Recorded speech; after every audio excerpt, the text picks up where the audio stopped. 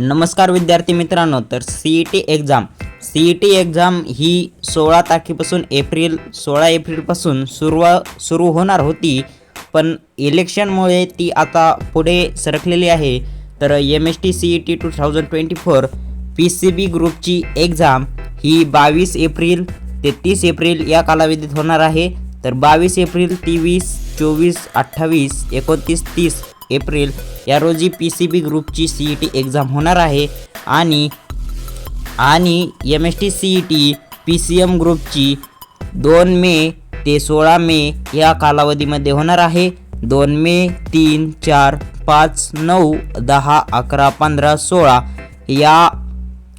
या दिनांकामध्ये PCM ग्रुपची MST CETची exam होणार आहे.